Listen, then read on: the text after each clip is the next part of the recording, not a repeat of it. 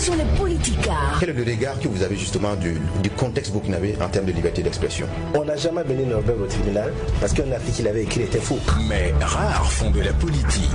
La nature est la horreur du vide. La mort du journaliste kamikaze parce qu'il a pratiquement offert sa vie pour qu'il y ait un changement. Nombreux ont de la prétention, mais rares prennent des positions. Qui a été intermédiaire? Nombreux font des jugements, mais rares ont la justesse. Toutes les femmes se battent autant que les hommes. Mais je dirais aussi qu'il y a des ministres hommes qui ne sont pas compétents mais qui sont là quand même. Ou bien.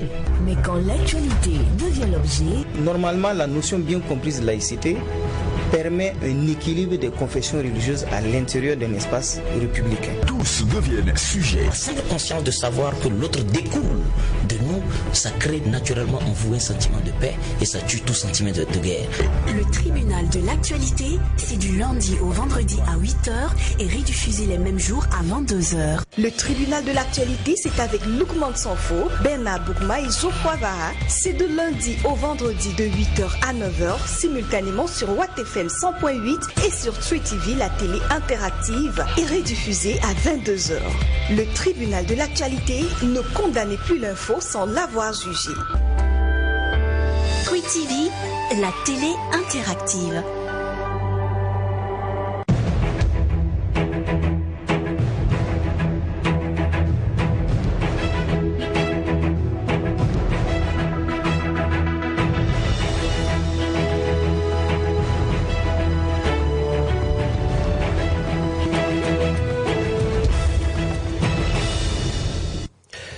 Mesdames et messieurs, bonjour à tous et bienvenue au tribunal de l'actualité. Le physicien Albert Einstein a dit ceci: le monde est dangereux à vivre, non pas à cause de ceux qui font le mal, mais à cause de ceux qui regardent et laissent faire. Bonne méditation en cette journée du 16 septembre 2019. Bienvenue à cette première convocation de la semaine de votre émission, le tribunal de l'actualité. Un rendez-vous où sont jugés donc les faits majeurs de l'actualité entre approbation et condamnation, confirmation, vérité et dénégation. Parce que nul n'a le droit de condamner qui que ce soit ou quoi que ce soit sans un jugement conséquent. On se retrouve donc sur votre radio Watt FM, mais également sur votre télé True TV, pour partager notre regard critique et pluriel sur ces faits majeurs de l'actualité. Je suis le président Lukman Sanfo, deux juges au siège, Bernard Boukma, Geoffroy Vaha. Bonjour à tous les deux. Bonjour président, bonjour juge Vaha, bonjour madame, messieurs. Bonjour juge Boukma, bonjour président, bonjour auditeurs et téléspectateurs. J'espère que vous avez bien la pleine forme ce matin. On a l'agnac. Voilà qui est bien dit. Mesdames, messieurs, merci de votre fidélité à ce programme. Ce matin, nous allons nous intéresser à la gestion du dossier des militaires et policiers radiés suite à la mutinerie de 2011 au Burkina Faso. Vous savez donc que le gouvernement burkinabé a décidé d'octroyer une aide sociale aux personnes concernées sur proposition du Haut Conseil pour la réconciliation et l'unité nationale. Alors, le vendredi 13 septembre dernier, le HCOUN a initié une rencontre d'échange avec ses fonctionnaires de police et militaires radiés sur les questions liées au décret du 7 août 2019 portant octroi de cette aide spéciale à la réinsertion sociale qui, on le rappelle, s'élève à 2,6 milliards de francs CFA. Mais comme on peut le deviner en tout cas, vous le savez déjà, les propositions du gouvernement sont diversement appréciées par les concernés, alors que certains estiment que c'est bon à prendre, d'autres par contre estiment que c'est une décision irréfléchie et la rejettent catégoriquement. Donc pour comprendre les différentes positions de part et d'autre, nous avons convoqué les bureaux respectifs des concernés et ce matin, ils sont là pour nous entretenir. Nous avons d'abord la présence de celui qui représente les policiers. Il est le chargé de la communication des policiers radiés, monsieur Arnaud Francis Kinané. Bonjour et bienvenue. Bonjour président, bonjour cher juge. Bonjour. Nous avons également une deuxième personne qui représente cette fois-ci les militaires radiés. Il va s'installer d'un moment à l'autre. Mesdames, messieurs, tout de suite, les avant-propos.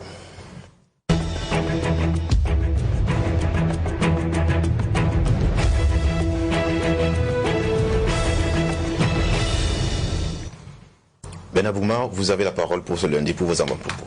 Merci président, mon avant-propos aujourd'hui c'est lundi, donc je vais souhaiter une très bonne semaine au Burkinabé. Vous savez que déjà au niveau des écoles, il y en a qui ont commencé déjà les cours en fonction du calendrier de leur établissement.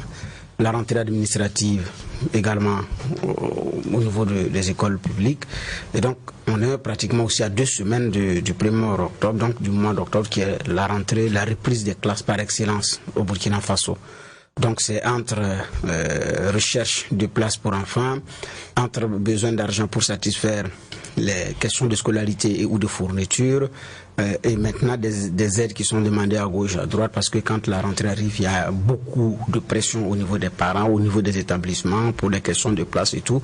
Donc à ces réalités-là que les uns et les autres, auxquelles les uns et les autres font face. Donc c'est pour souhaiter beaucoup de courage à tout le monde, c'est pour souhaiter beaucoup d'espoir, parce qu'il y a des enfants qui vont également aller à l'école. Donc en ce lundi, c'est ce que je voudrais souhaiter. Donc une semaine pleine de positivité et puis bonne reprise de classe pour les élèves qui commencent déjà leur classe aujourd'hui dans certains établissements d'enseignement. Mon second avant-propos, si vous me permettez, aujourd'hui nous sommes au 16 septembre, ça va faire pratiquement 4 ans. Donc le putsch... Pas pratiquement, c'est 4 ans exactement. Voilà, jour pour jour. Il reste quelques heures pour boucler réellement.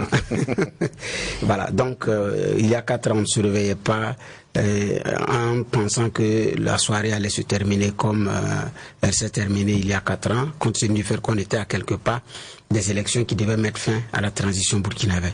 Mais ce qui retient l'attention, c'est que 4 ans après, les résistants historiques, pour ne pas dire les chefs de cette résistance historique-là, ont beaucoup plus d'autres chats à fouetter qu'à pleurer des martyrs, qu'à commémorer une cérémonie, une célébration pour dire plus jamais de putsch au Burkina, plus jamais de coup d'État au Burkina.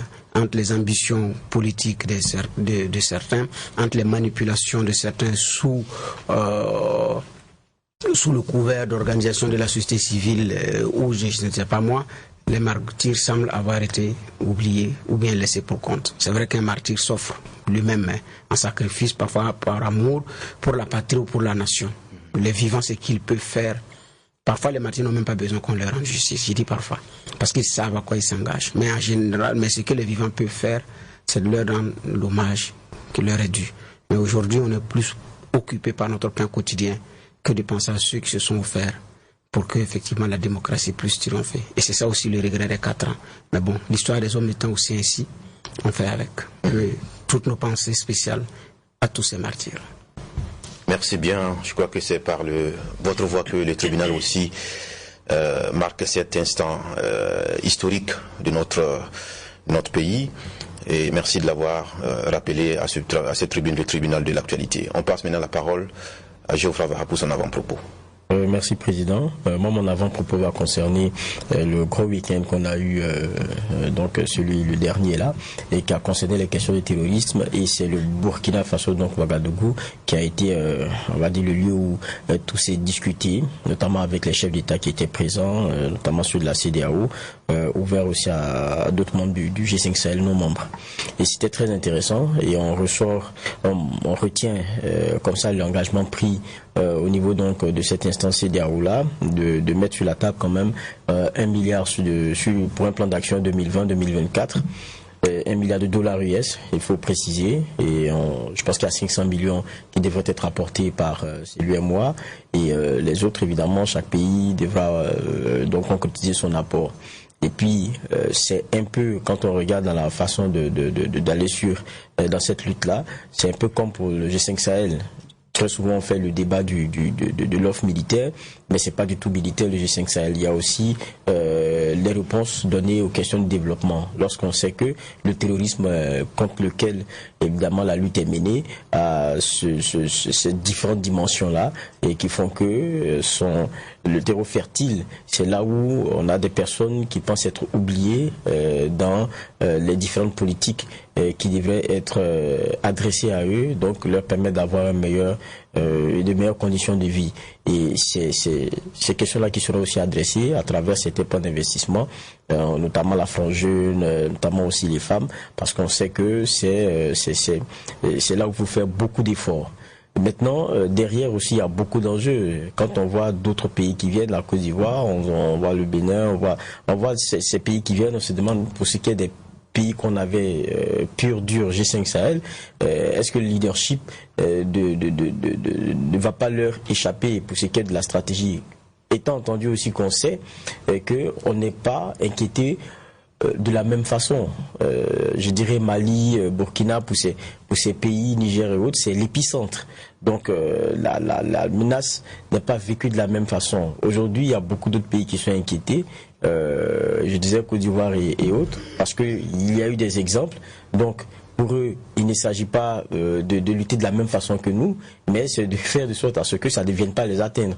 Maintenant, quand on aura une CEDEAO qui tente de prendre les choses en main, je me demande comment à l'intérieur les choses vont se repréciser, parce que lorsqu'on va en action commune, très souvent aussi, il y a une guerre de positionnement, il y a une guerre de leadership qui se mène. Mais j'ai dit c'est très intéressant déjà qu'on passe de ces 5 pays du G5 Sahel à la quinzaine de pays qu'on a au niveau de la CEDEAO, parce que le terrorisme aussi en termes de réseaux commence à inquiéter beaucoup plus que dans son bastion que nous avions de façon dans les débuts. Donc c'est clair qu'on tire aussi la leçon de ce que le G5 Sahel seul ne peut plus régler les choses, la MINUSMA aussi, et puis il y a du courage à avoir sur des questions comme celle libyenne, et tant qu'elles ne sont pas réglées, c'est là-bas que le problème a commencé, et tant que là-bas aussi c'est pas réglé, il y aura toujours cette onde de choc-là que nous recevons dans notre pays. Donc, j'ai dit c'est intéressant que cela ait été décidé. Maintenant, on attend de voir comment ça va s'opérationnaliser à Abuja de façon très claire en termes de décision prise. Merci bien, Président.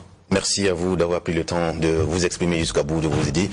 Mesdames, Messieurs, à présent, nous allons auditionner ceux qui sont représentés, en tout cas qui représentent leur bureau respectif dans le dossier, dans la gestion du dossier des militaires et policiers radiés suite à la mutinerie que notre pays a connue en 2011. Vous savez que le HCROUN était en charge de ce dossier spécifique et le 7 août dernier, le gouvernement a pris un décret pour octroyer une aide sociale à la réinsertion de ces concernés. Alors, une décision différemment appréciée par les personnes concernées par cette décision, on va dire comme ça. Alors, nous avons convoqué les deux bureaux pour essayer de comprendre les positions des uns et des autres. Ce matin, les policiers sont représentés par Anno Kinane. Encore une fois, bonjour. Oui, bonjour. À vos côtés, nous avons Stéphane Kaboré. Vous représentez les militaires radiés, c'est cela? C'est ça. Est-ce que vous avez officiellement des mandats de vos deux bureaux pour venir à cette émission? Oui. Nous avons officiellement les mandats de nos bureaux. Il y a eu un échange préalable? Si. D'accord. Oui. On peut le dire aussi de M. Kinane? Pas de problème. Oui. Voilà, parce que ces 2 jours, on voit quand même des déclarations de personnes échelées qui font des déclarations. Déjà, à votre niveau, comment est-ce qu'on peut dire que l'union qui était entretenue a été vers la fin, n'a pas eu sa raison d'être finalement? Est-ce qu'on est parti maintenant en rang dispersé dans cette question, finalement, à la fin? M. Kinane, est-ce que du côté des policiers radiés, on peut dire que le bureau est vraiment représentatif des intérêts de ceux qui sont concernés par ce dossier? Oui, à notre niveau, il n'y a pas de problème. Nous avons fait une rencontre après la décision finale du gouvernement.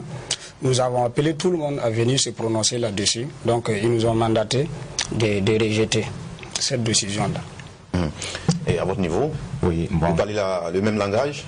On parle le même langage, mais sauf qu'il y a des petites incompréhensions. Et bon, au vu du décret, il y a des gens qui ne comprennent pas vraiment ce qui est écrit dedans, quoi, le contenu. Donc, il va falloir prendre le temps pour les expliquer. Voilà pourquoi vous voyez que d'autres se précipitent pour dire qu'ils sont prêts pour aller chercher les sous. Bon, donc je pense qu'avec le temps, on arrivera à les convaincre. En ce qui vous concerne, il y avait le groupe de Hervé qui était au devant des choses, qui menait la lutte. Oui. Jusqu'à un certain moment, on a entendu une histoire de 20 millions qui vous ont divisé. Aujourd'hui, quel est le bureau qui représente véritablement les intérêts des militaires? Le bureau qui représente véritablement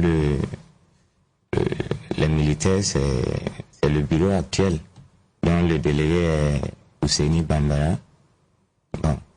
C'est celui qui participe aux concertations avec le HCROUN. Oui, c'est ça. Mais il faut dire qu'avec l'ancien bureau, on n'a pas de problème, hein. On se concerte et puis bon, on essaie de trouver le juste milieu pour avancer ensemble dans la lutte. D'accord. Aujourd'hui, on a réussi à vous réunir militaires et policiers sur une même table, en ce qui concerne notre télé en tout cas. C'est pas très évident. D'aucuns s'étaient posé la question, pourquoi est-ce que pour la même cause, vous étiez représentés différemment? Vous n'avez pas à parler d'une seule voix, puisque les militaires, et même si vous n'êtes pas du même corps, policiers et militaires, tout était radié et la seule volonté c'était de réintégrer les rangs, on va dire. C'est ça. Non, il faut dire que il y a eu un long temps d'échange avec le H-Clown. Il y a eu beaucoup de pourparlers et à la fin on a trouvé un consensus qui n'était pas du goût des policiers. Parce que eux, ils voulaient coûte que coûte repartir à la police. Donc, chose légitime. Hein. Donc, chez nous, on avait deux positions. D'autres disaient, comme il y a eu des gens effectivement qui ont fauté, et qu'on parle de réconciliation nationale, il va falloir que chacun mette un peu d'eau dans son vin pour qu'on puisse aller ensemble et ne pas laisser certains derrière pour avancer seul. Donc, avec le H-Clown, on a trouvé un terrain d'entente qui réunissait tout le monde. C'est-à-dire, ceux qui ont, comment dirais-je, tous les militaires, on n'allait plus repartir dans l'armée, mais les propositions que le H-Clown nous a faites, c'est eux qui sont venus nous proposer, c'est pas nous. Ils nous disent, comme c'est la réconciliation, nous, on vous reverse à la fonction publique, on reconstitue vos carrières et on vous donne quelque chose pour pouvoir vous installer. Chose que nous, on a en ce moment accepté et ils nous ont même fait établir des listes et chacun a choisi le ministère où il voulait aller. Bon, à notre grande surprise, tout ce qui a été trouvé comme consensus durant tous ces 2 ans, vers le bout du tunnel, je dirais que le H-Clown n'a plus avancé avec nous, puisqu'on n'était même pas au courant de ce qui allait sortir maintenant comme décision finale. Puisque pour nous, on a arrêté quelque chose avec le H-Clown, et qu'ils disent que c'est ce que le gouvernement dit qu'il peut faire pour nous. Et vers la fin, on sort quelque chose nous donner, bon, et on nous dit que c'est à prendre ou à laisser. C'est ça qui... D'accord. Je rappelle quand même que, pour ceux qui nous suivent, que le H-Clown, qui est cette institution en charge de la réconciliation nationale, n'a pas véritablement pouvoir de décision. Elle fait des propositions à ceux qui ont la capacité justement de décider. Des propositions qui ont été faites avec le H-Clown. Est-ce que les points qui avaient été énoncés vous convenaient? Est-ce que c'était avec votre approbation, sinon votre adhésion? Bon, je préfère vous dire qu'au début, nous policiers révoqués avaient en tout cas pris le soin de poser des questions au président du H-Clown pour comprendre dans quel ministère on allait affecter les flics, dans quelle catégorie les flics iront, quels seront les plans de carrière des éléments. Nous n'avons pas eu de réponse. Voilà pourquoi au début, on s'était réservé. C'était pour ne pas se retrouver dans des résultats de ce genre-là, qui venaient de sortir là, qu'on s'était réservé. Avec les différentes médiations des uns et des autres, et vous-même les presses. La presse nous a conseillé, c'est une réconciliation, mettez un peu d'eau dans vos vins. Nous sommes passés ici, nous avons reçu des conseils par les juges Bougma. Bon, donc, madame le médiateur nous a appelés. Les enfants. Ce que vous dites compromet le juge Bougma dans cette histoire. Non, ils nous ont dit que c'est la réconciliation du pays. On va l'extirper du tribunal ce matin. Le pays. Je voudrais d'ailleurs qu'il en dise. Voilà, le pays a besoin de la paix. Voilà, mettez un peu d'eau dans vos vins. Madame le médiateur nous a convoqués dans son bureau, nous a dit, prenez, c'est bon. Et la CODER nous a convoqués, ils nous ont dit la même chose. La population. Voilà pourquoi nous avons adressé une note au président dire que nous préférons, que nous acceptons servir notre nation. Donc on était partant pour les différents points parce qu'ils ont amélioré ça et nous avons eu le document. dans des ministères de tutelle et que voici, c'est le document comme ça. C'est le document. Et nous avons vu que c'était bien pour nous, même si on a accepté ça amèrement. On va comparer avec ce que nous avons déjà là. À notre grande surprise, il y a une décision du gouvernement qui vient dire qu'on va vous octroyer 3 500 000 francs. Et vous signez un contentieux. Nous avons mené des réflexions. Nous avons appelé tous les provinciaux, les policiers, de venir. On va s'échanger les idées. Les éléments ont échangé. Nous sommes allés même voir des avocats qui nous ont montré qu'effectivement, contentieux là, quand on parle de contentieux, quand vous signez, c'est fini. Vous ne pouvez plus dire quelque chose. Est-ce que si vous prenez ces 3 millions, vous finissez de bouffer ça, vous allez devenir quoi? C'est vous avez creusé votre propre tombe. Là pourquoi nous avons dit, mieux vaut qu'ils nous octroient des emplois que de nous donner des miettes de ces sommes. Le pays a besoin actuellement de ces éléments-là pour vraiment défendre la nation. Voilà pourquoi, comme la décision est contraire à la proposition du Ashkroun, la proposition officielle du Ashkroun que nous, policiers révoqués, avons rejetée. Vous rejetez les 5 propositions du Ashkroun dès le départ? Non, la décision du gouvernement. Le Ashkroun nous a jamais dit que c'est eux qui ont fait ces propositions-là. La proposition d'octroi d'aide sociale, le Ashkroun n'a jamais dit ça. Parce que ce qui est ici, là, dans cette décision, se retrouve dans leur 4e. Bon, ce qui est sur ça se retrouve à l'intérieur. Mais on ne parle plus de reversement à la fonction publique, mais octroi de 3 500 000. Après, nous, à laisser. Voilà pourquoi nous, on a dit que cette manière de réconcilier, nous, on ne se retrouve pas là-dedans. D'accord. Bernard Boukma. Merci, Président.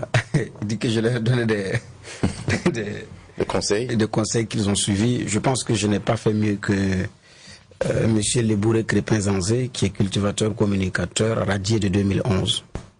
Donc, qui a fait un texte qui est paru d'ailleurs sur... Militaire? Oui, un militaire radié.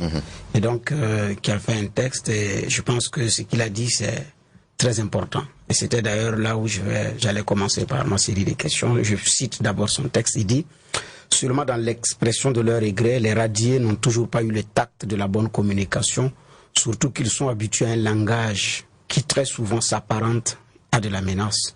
Laissés à leur sort, affamés, déboussolés, leurs propos par moments prennent des allures de menace, de mise en garde, d'ultimatum et finalement de mépris vis-à-vis des autorités militaires en place après le printemps burkinabé entre griffes qui a débouché sur un pouvoir malgré tout élu démocratiquement. Et pour terminer, en marge des errements et égarements de ces anciens militaires et policiers dans leur style de communication qui laisse lire la pitié et la misère qu'ils vivent et le manque d'humilité totale, on note des propos accusateurs, à tort ou à raison, relayés tant par des médias professionnels de la place que sur les réseaux sociaux. Donc, il y avait un style de communication effectivement sur fond de menaces qui ne laissait pas percevoir que des gens se sont repentis des torts dont effectivement ils sont accusés compte tenu de la situation. Et donc, le texte de M. Zanzé, il dit cultivateur, un communicateur cultivateur, donc c'est un reconverti de 2000 parmi les radiés, peut-être que vous connaissez bien.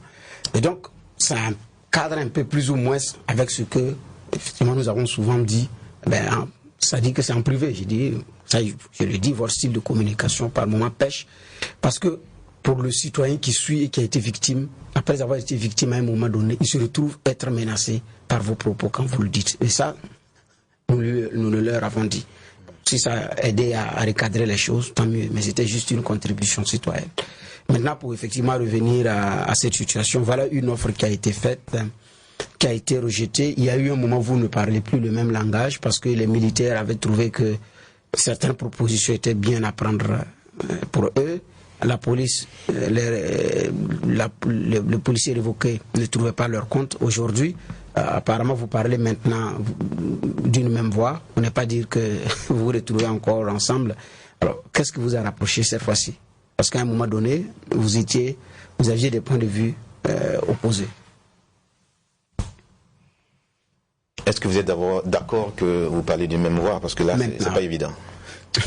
Oui, il faut dire que présentement, entre nous et nos frères policiers, nous parlons une même voit, parce que la preuve en est que les rencontres se tiennent maintenant, on tient les rencontres ensemble, et il y a vraiment beaucoup d'échanges entre nous, et ce qui nous permet d'avancer ensemble. D'accord. Alors, ils disent que si j'ai bien suivi M. Kinane, il dit que la proposition d'aide spéciale ne faisait pas partie des propositions du HCROUL. Non, ça faisait partie, mais il y en a beaucoup de propositions à l'intérieur. C'est le montant qui ne faisait pas partie. C'est le montant qui n'était pas déterminé. Pas le montant. Je peux avoir le document, s'il vous plaît? Ok, allez-y. Parce que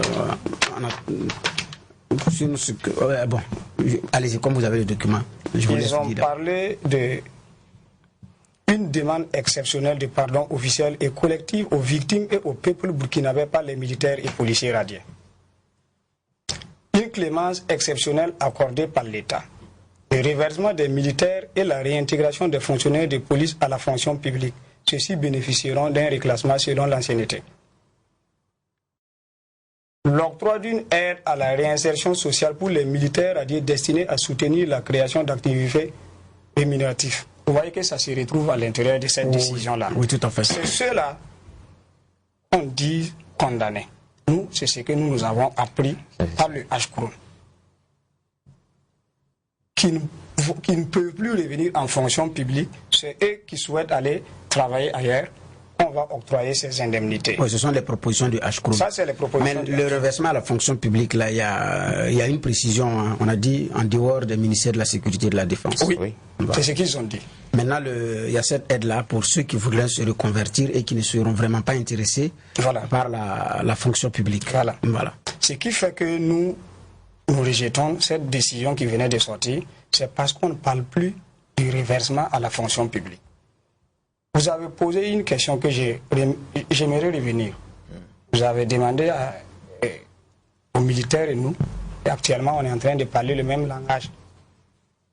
Ce qui fait que nous parlons le même langage, c'est le reversement à la fonction publique là qui nous a amené à parler le même langage.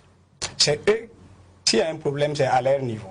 Parce qu'à ma connaissance, au début, j'ai demandé, sous le mandatement de nos éléments, de dissocier les dossiers. Le policier est policier, le militaire est militaire. On n'a pas les mêmes statuts.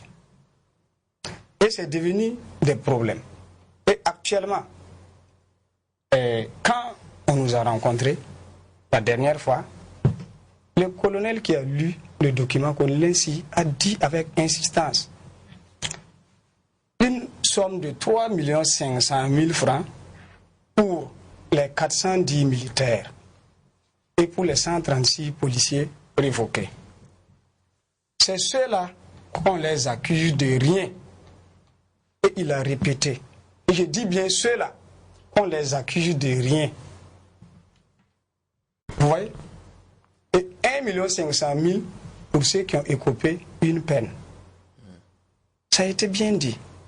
Pourquoi on vous accuse de rien et on ne peut pas vous rétablir dans vos droits?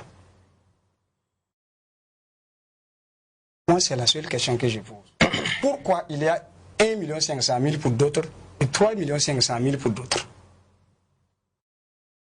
Ça veut dire ce que ça veut dire. C'est les membres traiteurs du dossier là qui l'ont dit. C'est pas nous. Voilà pourquoi je disais autant de dissocier les dossiers.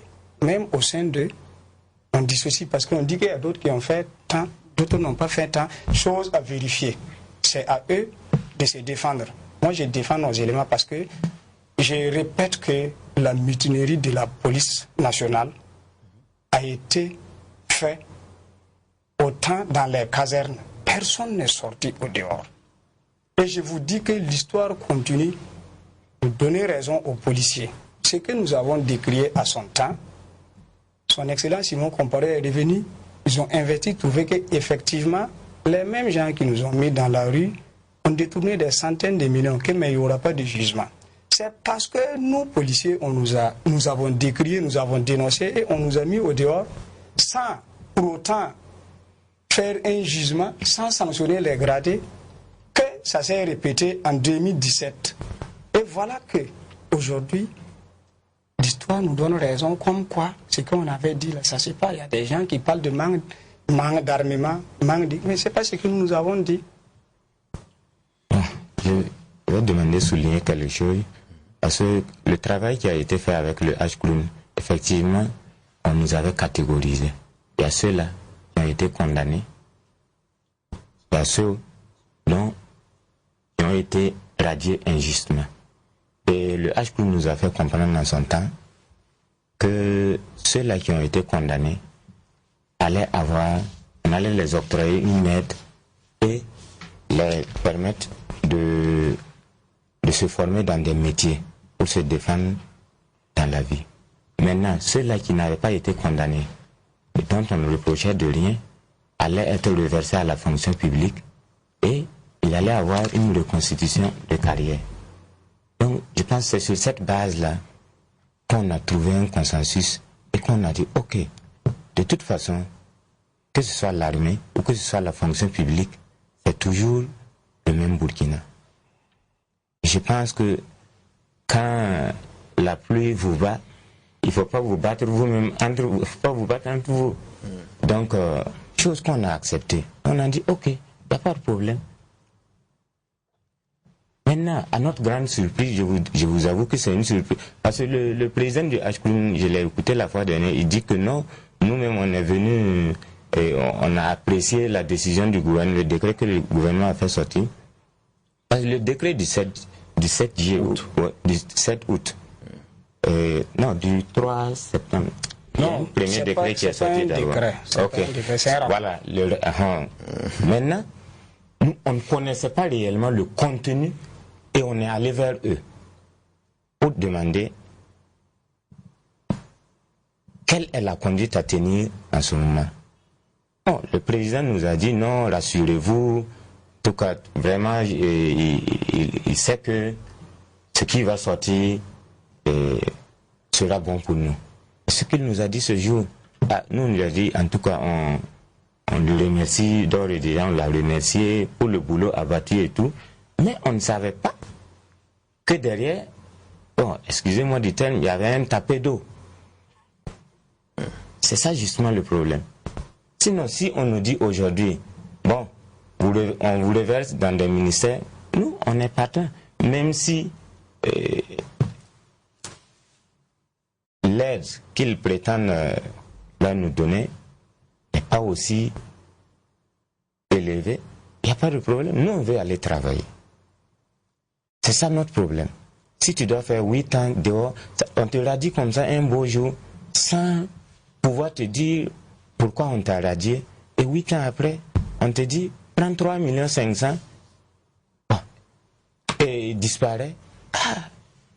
Vraiment, je pense que on ne va pas dire disparaître parce que quand même le H-Clown a annoncé des mesures d'accompagnement pour ceux qui veulent des formations et tout en entrepreneuriat.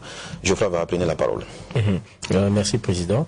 Moi, je pense que lors de la dernière rencontre avec le H-Clown, quand on lit bien, c'est que c'est ce document-là sur lequel en fait vous êtes resté et c'est ce que vous attendiez en termes de décret du 7 août. On va dire ça comme ça.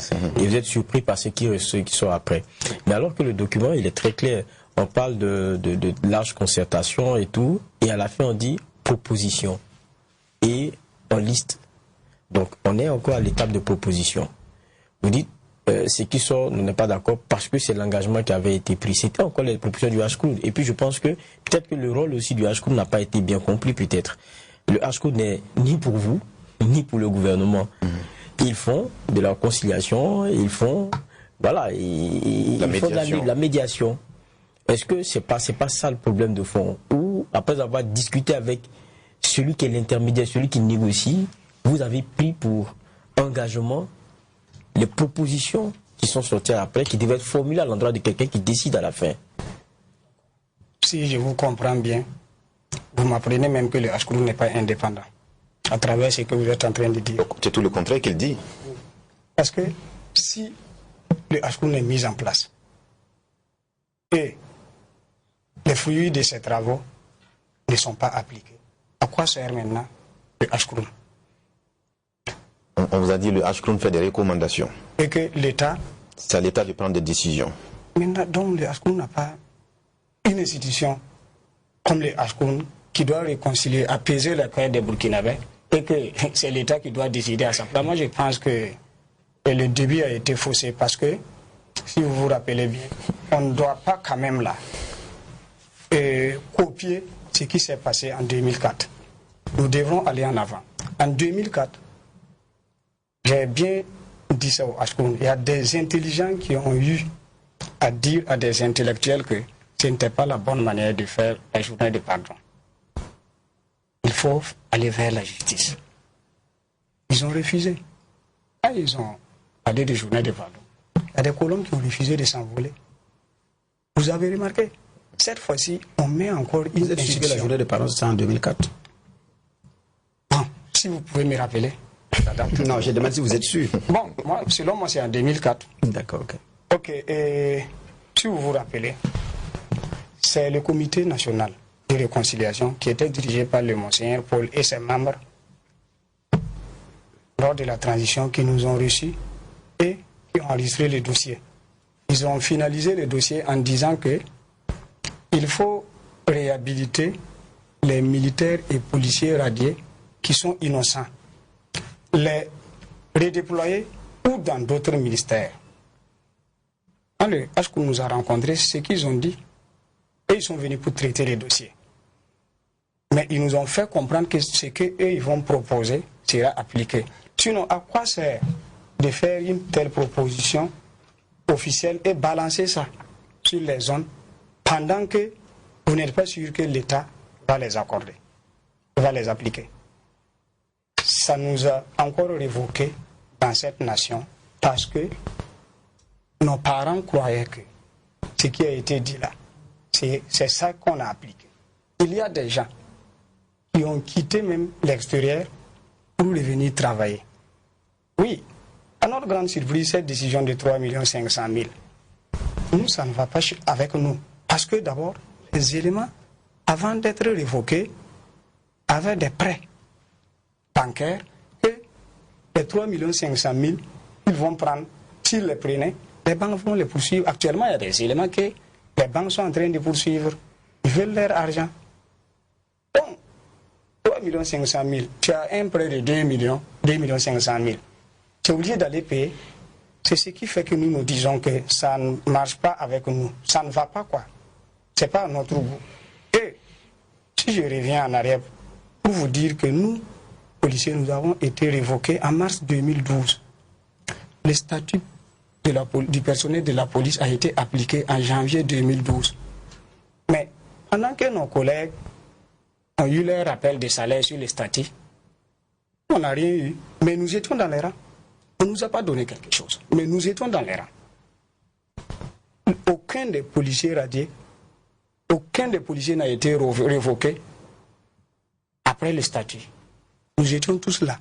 Le statut, ils ont appliqué ça en janvier 2012, pendant que nous, on est partis en mars 2012.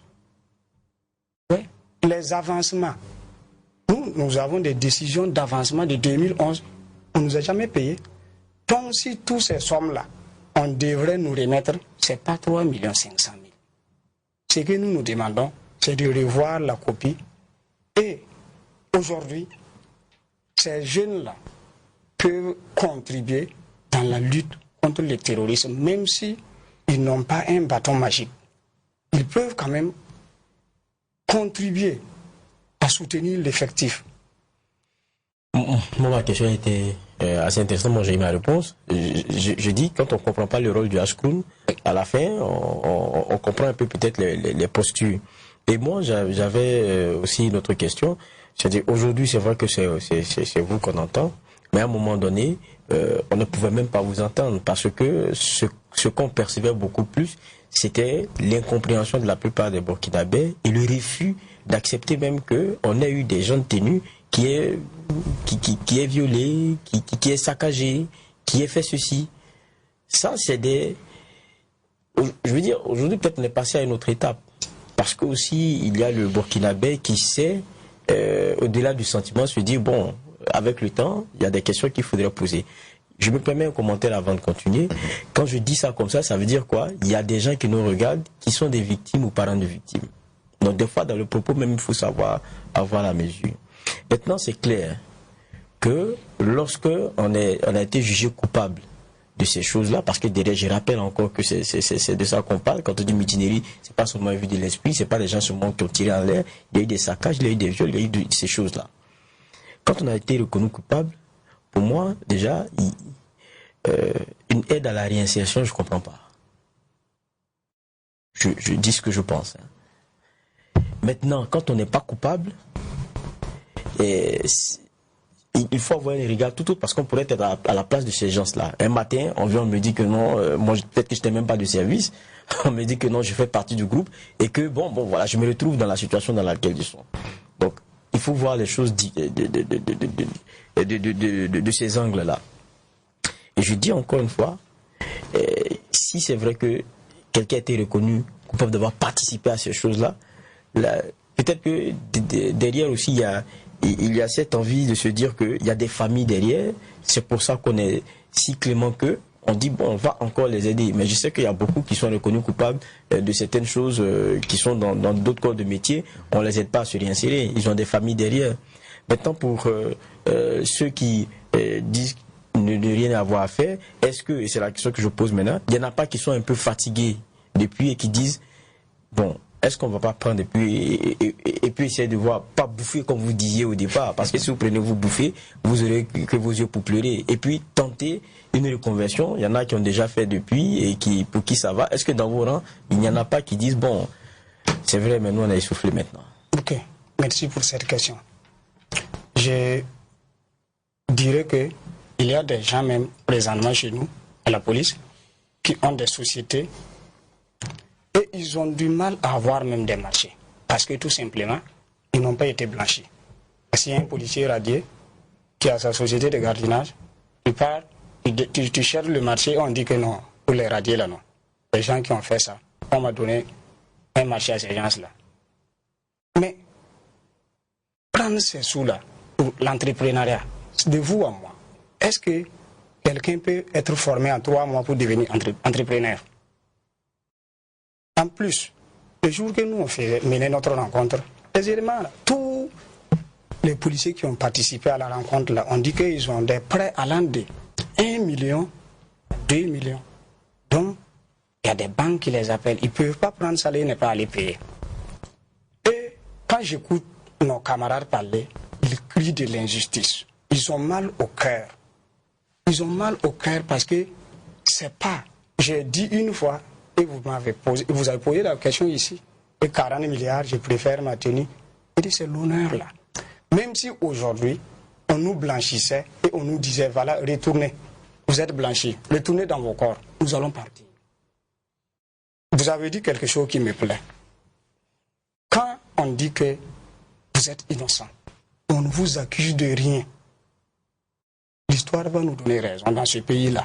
Il y a des militaires qui ont été acquittés lors du coup d'État là. Nous suivons de près. On verra ce que le gouvernement fera de ces militaires qui sont acquittés là. Parce que les membres traiteurs de ce dossier nous ont acquittés. Ils ont dit à la presse que les 410 et les 136, c'est ceux-là qu'on les accuse de rien. Le colonel a dit ça. Prenez le document là. Quand je parle à tout moment, les gens ne me comprennent pas. J'ai mal au cœur avec les policiers révoqués. On dit cessation de fonction le 14 juillet 2009. Pendant que ces derniers étaient à Bobo. On dit que démission. Nous, on a démissionné et eux, ils ont accepté. Ils ont suspendu nos salaires pour abandon des postes. Aucun policier n'a écrit une demande de démission à la police nationale. Aucun policier n'a abandonné son poste. Mais à quoi sert d'aller modifier, d'inventer des motifs pour nous radier? Je vous dis que Jérôme Bougman, à son temps, avait refusé de signer la radiation des policiers parce qu'il trouve que le motif n'était pas valable. Parce qu'il y a des chefs qui étaient énervés parce que les éléments ont dénoncé. Quand nous on dénonçait qu'il n'y a pas de matériel là, voilà, c'est pas ce qui se passe aujourd'hui. Donc, voilà pourquoi il faut coûte que coûte la chasser les enfants des pauvres, nos pauvres parents qui sont au village. Vous voyez, les documents parlent. Le document parle. Personne ne parle de ça. C'est de quel document il s'agit? C'est un document des finances qu'on nous a donné. La plupart. Moi, personnellement, on dit que j'ai démissionné en 2000 pendant que j'étais à Sapui, au commissariat. Personne n'en parle. Nous voulons qu'on nous blanchisse. Si vous voulez former des entrepreneurs, il faut les blanchir d'abord. Pour que quand même là, cet entrepreneur-là puisse aller vers les gens. Mais quand vous parlez de vous blanchir, c'est pas un décret qui va venir vous blanchir, ça c'est la justice, non? Bon, je vais vous raconter une petite histoire qui se trouve dans ce document-là. C'est un contentieux. Vous êtes au courant que les militaires ont eu leur procès en 2016. Un procès que les militaires ont eu. Quand moi on me parle de viol, bon, il faut situer les responsabilités. Il faut que la justice militaire sorte parce que nous maintenant on nous a mêlés dans le même sac que les militaires. C'est bien, nous sommes des militaires. Nous sommes des policiers, ils sont des militaires, mais il faut traiter les dossiers ensemble parce qu'on ne peut pas ranger les policiers et puis laisser ces gens-là. On met dans le même sac et on dit que nous avons violé. Et la justice militaire sort dire qui a violé qui. Je pense que les Burkinabés sauront qui a violé qui. Et nous, on est prêts qu'on nous condamne si quelqu'un a porté plainte contre nous. Je pense que, je pense que dans l'évolution des explications, il y a, on comprend pourquoi est-ce que vous allez un peu en disperser. Il y a la police à côté qui estime ne pas être vraiment concerné par un certain nombre de chefs d'accusation, mais à côté, évidemment que c'est vous qu'on pointe du doigt. Bon, moi je dirais que quand on parle de viol, je ne sais pas au juste, même quand on parle des militaires, qu'il y a des militaires qui ont eu à violer, moi personnellement, je ne remets pas en cause cela. Parce que ce que... Attention à ce que vous allez dire, il y a des victimes qui vous écoutent et des parents de victimes. Voilà, mais pour quand même... Et d'ailleurs, je ne souhaite pas qu'on remette le couteau dans la plaie, je souhaite qu'on parle du règlement de l'affaire aujourd'hui. Oui. Donc, alors, la question que je souhaiterais poser, je ne sais pas, Bernard, allez, vous avez une question spécifique, allez-y. Monsieur Kinane dit que j'ai l'impression que tous ceux qui sont des radiés ou des révoqués, les dossiers ne passent pas, alors qu'il y en a qui ont quand même gagné leur vie dans une reconversion. Il y en a qui ont des sociétés de gardiennage qui s'en sortent un peu. Il y a d'autres qui sont dans d'autres secteurs d'activité, en tout cas qui s'en sortent. Ça, il y en a. Peut-être qu'ils ne sont pas nombreux, mais il y en a. Maintenant, le document qu'il a présenté. Moi, ma question, vous avez dit, il y en a qui ont été dit qu'ils ont été suspendus, et pardon, ils ont démissionné, de tout et tout, voilà, abandon de poste. Est-ce que sur la base de ce document, vous avez esté en justice? Voilà. Parce que c'est deux choses différentes. Nous avons reçu le document là, après que on ne pouvait plus partir en justice. Parce que même le décret de la radiation, ils ont mis une institution en place qui était censée, chargée de nous montrer comment il faut faire les différentes voies de recours. Nous sommes partis, on nous a chassés. Sincèrement, notre seul regret, c'est de ne pas porter plainte parce que des gens sont venus nous dire que telle personne a dit non, ne portez pas plainte et non. Donc, avec l'esprit de la jeunesse dans les rangs, nous n'avons pas pu porter plainte. Effectivement, bon, vous n'aviez pas en son temps porté plainte sur la procédure parce qu'il n'y a pas eu de conseil de discipline et tout. Il n'y a pas eu des responsabilités n'ont pas dûment été situées. Donc l'opinion retient que vous n'avez pas porté plainte parce que vous êtes coupable. Parce qu'en son temps, ça n'a pas été simple. Ça, il faut reconnaître qu'il y a ce cas-là. Maintenant, aujourd'hui, vous dites que bon, vous avez été induit en erreur et tout. Mais au niveau des militaires radiés, il y en a qui avaient déposé plainte. Et qui avaient gagné le procès. C'est parce que la hiérarchie a fait appel et les choses avaient été... Il y avait une pause qui avait été mise compte tenu de l'appel. Et puis bon, les choses traînent, il y a des négociations. Aujourd'hui, quelle est la situation de cette plainte qui avait été déposée en justice? Je rappelle que j'avais déjà gagné la première bataille. Bon, parce que la position de ce dossier actuellement est qu'ils ont renvoyé ça au 12 novembre. Ah, le dossier. Voilà, le dossier. Le 12 novembre prochain. Le 12 novembre prochain. Donc, comme l'armée a eu à faire l'appel... Devant la cour d'appel. Voilà, devant la cour d'appel. C'est pour le 12 novembre. Alors que bon, vous aurez dû rester en justice, que peut-être que ça allait être vidé. Merci beaucoup, juge Bernard, pour ça. Je pense que pour des dossiers de ce genre-là, la raison aurait voulu même que la justice s'autosaisit. Ce que vous êtes en train de dire, la raison aurait voulu que la justice s'autosaisisse. Oui, je suis tout à fait d'accord. Mais avant tout, il y a quelqu'un qui est victime, c'est vous. Bon, si la justice ne s'en saisit pas, vous assumez. J'ai l'impression que vous êtes beaucoup plus dans le droit accusateur. C'est le constat que je fais. Je peux me tromper, mais j'ai beaucoup plus ce constat-là que vous êtes dans le droit accusateur. Mais nous avons été induits en erreur. Ce n'est pas nous. On nous a, la jeunesse aidant, ce n'est pas nous. La justice aurait dû s'en saisir, ce n'est pas nous. Finalement, votre responsabilité est où? Bon, ça, je vous ai dit que nous, on a regretté cela. Voilà pourquoi le dossier a été au Ashkroun. Et comme eux aussi, ils ont prôné de vérité, justice et réconciliation. Donc nous-mêmes, bon, c'est ce qu'on attendait, parce qu'ils ont prôné vérité, justice et réconciliation. C'est maintenant que nous apprenons que non, le Ashkroun n'a pas une décision à prendre. Bon, finalement, nous, on ne sait même pas maintenant là. Quelle institution? Est-ce que vous avez bien regardé les attributions du Ashkroun? Ça, c'est très important. Les attributions du Ashkroun. Parce que ça, c'est très important. C'est très important de savoir qu'est-ce que le Ashkroun et quelle est la mission réelle du Ashkroun. Proposer ou décider. Quoi? Et jusqu'où va les limites du Ashkroun, qui a été voulu par des gens. Qui a été voulu par la transition, c'est la transition d'ailleurs. Tous ceux qui siègent au Ashkroun, en dehors du président M. Léandre, le reste, je pense, ont été choisis sous le régime de la transition, par la présidence du Faso, par la primature, le CNT.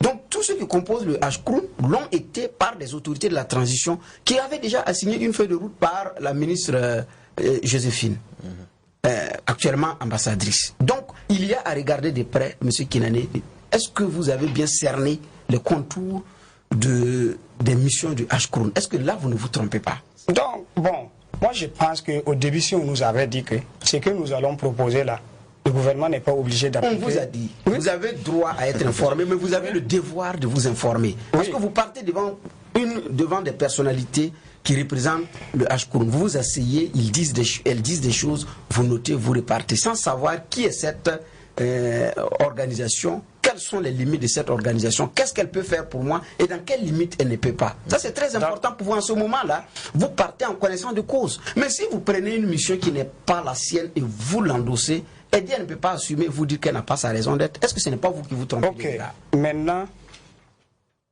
le Ashkroun a fait sa proposition. Le gouvernement a pris la parole sur les zones pour dire que nous appliquons les propositions du Ashkroun. Et toute la nation burkinabé a été témoin parce que tout simplement, son Excellence a dit ça sur Savane FM. La question a été posée. Que les policiers militaires a dit... Nous n'avons pas souvenance que le président nous allons apprécier les propositions du Ashkroun. Non, sur les zones, le président du Faso a dit que... Oui, non, chargeant. Oui, il a dit... Il faut que ça soit exactement dit dans de telles conditions. Mais laissez-moi terminer. Il dit que les policiers militaires radiés seront affectés dans d'autres ministères de la fonction publique, hormis leur ministère de tutelle. Donc, nous, on a cru que, effectivement, la proposition de Ashkroun a été appliquée. Et la nation, tout le monde nous a félicités. Tout le monde. Et les gens appellent. Mais félicitations. Félicitations. Les gens même ont félicité son Excellence. À notre étonnement, ce qui vient de sortir là, ce n'est pas l'engagement qu'ils ont pris. Je voudrais ajouter que dans les échanges avec le Ashkroun, ils nous ont fait comprendre que, en fait, c'est après avoir échangé avec le gouvernement qu'ils ont pris cette décision, ces recommandations. Donc, en fait, c'était un acquis. Donc, ils sont revenus maintenant nous dire, mettez un peu d'eau dans votre vin, voilà. Ne cherchez pas à repartir forcément dans l'armée. Non. Voilà, c'est ça qui pose problème. Ma première question était de savoir s'il maîtrisait les attributions du Ashkroun. Je pense que c'est le nœud du problème. Parce qu'on ne vient pas discuter en pensant qu'on discute avec le décideur. Et lorsqu'on finit, on se dit que bon, c'est acté. Et puis on revient, on se dit, ah, mais non, c'est juste entendu. Pourquoi est-ce que c'est autre chose? Le Hashkoun a pour vocation de rencontrer chacune des parties. Et même quand vous regardez le document, on parle de la hiérarchie. Je ne sais pas si vous voyez ça dans le document et tout. À la fin, c'est pas la hiérarchie qui décide. Maintenant, il y a la décision qui est sortie. Moi, je veux bien qu'on avance parce qu'on est pratiquement au thème de l'émission. Et le Hashkoun, après la rencontre, a dit très clairement que c'est des propositions qui ont été faites. Il y a une décision qui a été prise. Elle est sortie.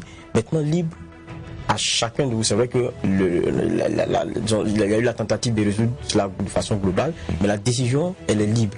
Ceux qui veulent, qui acceptent, vont y aller.